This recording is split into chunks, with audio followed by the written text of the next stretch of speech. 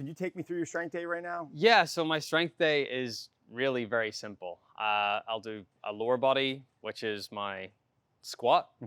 I'll do a press as sort of my anterior upper body, and then I'll do a pull-up as my posterior upper body. And that is it. It's that simple. Pretty simple. It's the way I recommend training. I love it. Would you mind showing us the squat? We'll just grab Sure. a simple goblet squat, and we'll take everyone through this, and I'll start talking about. So how would you, like, splitting up your whole week? It doesn't change from tournament time to regular time, right? Let's start going. No, it doesn't at all. I mean, I'm sort of at the same intensity whether I'm playing a week or whether I'm not. So I love it. So what I love about this movement, and keep going, give me like 4 more. Yeah.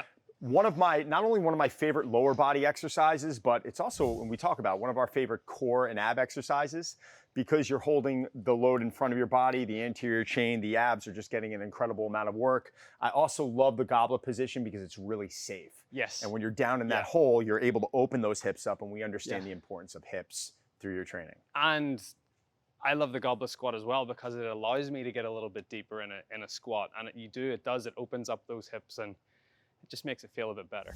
So your next movement would be a chest press? Yeah, it would be a chest press, dumbbell chest press. Especially, I like to do them with dumbbells just for, I think I have a little bit of a discrepancy between my left and my right. So just trying to balance myself out. Okay. And listen, most people do. I mean, I think that's something that's really common, is that you are a golfer, and there's going to be some asymmetries in there. Come on, let's lay back. And I think that's totally fine. But I think the great news is that you recognize it, and you're always just trying to get that, 0.25% better every day. You know what I'm saying? It's just a little bit of improvement. So what I love about what Rory's doing here is he's really keeping his shoulders down. It's very common to see a lot of shoulder hiking going on, which we don't want. Yeah. Notice his ribs. His ribs aren't flaring. His back's pretty flat. I mean, if he was a power lifter, we'd want that high arch, but there's a cost of doing business. We don't want that. We're not a power lifter. So great form, 60, 70% intensity. What are you normally doing? Sets and reps? 3 sets, 10 reps? Yeah, I mean, obviously that's a pretty simple rep scheme, 3 sets of 10. I would probably, again, work up. I'd maybe start with a warm-up of 10, 8, 6, 4, and then maybe get a heavier pair of dumbbells and do a couple of sets of like 2 or 3. So let's go to the, so we have one more exercise here, right? Yeah, that's it, yeah. Okay, so show me, come on, what do we got? So pull-ups, chin-ups, whatever you want to call them. I usually do them with a neutral grip. Cool. And again, same thing. So maybe start with 10 and then 8, and then I'll put a weight belt on and add some weight to these so that I can challenge myself doing 2 reps or 4 reps or whatever. So demonstrate to me what your pull-up looks like. Awesome. Again, what Rory's doing an incredible job with is not creating this arch in his lumbar spine. Okay, I really want people to stay out of this. He's really focusing on keeping his ribs closed. To me, a pull-up is a plank. Now, I know a lot of people out there may not be able to do pull-ups, and I completely understand that. We've got some options. We can grab some tubing, some really basic, like, functional movement tubing, which would honestly come in handy. I'm sure you've had situations when you've been on tour and maybe you're in a weird spot or a hotel or whatever it might be and you don't have access. Yeah. We can go into, a half kneeling position, going into a banded pull down. We can go double kneeling here, keeping those glutes tight, trying to avoid any arching in the low back.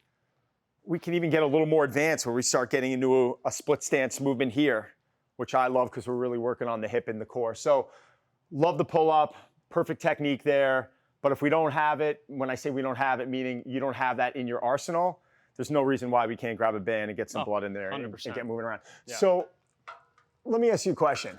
It's 3 movements, man. It's like, I'm very excited about this, but I think a lot of people are like, whoa, whoa, whoa, whoa, that's it. Yeah.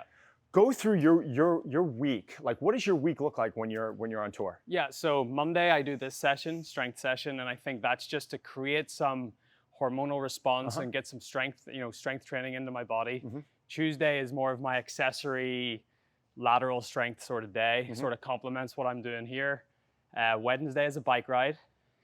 Thursday is sort of more like an activation session before I go out to play.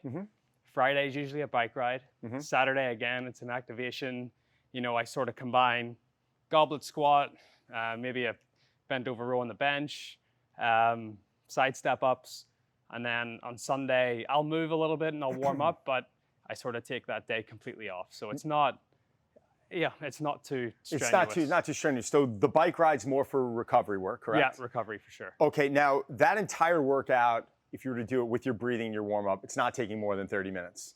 Not right? really. What I would recommend most to do is if they don't have time, so let's say if they have 10 minutes, there's no reason why you can't get 2 minutes of breathing. Yep. You can't get, 2 minutes of a dynamic warm up. I mean, that wasn't too far off of what we did in one of our other sessions. And then take that remaining 6 minutes and run through a little circuit of this. Yeah, do your sure. set of goblet squats, do your set of presses, do your set of pull-ups or pulls. You're gonna run through 3 sets of that in probably what, a minute and a half? Yeah, exactly. So it's really not a lot of work. So I think a good takeaway for everyone is if you don't have the time, we're challenging you. You do have the time. Take 10 minutes, start there, baby steps, and then we can grow from there, right?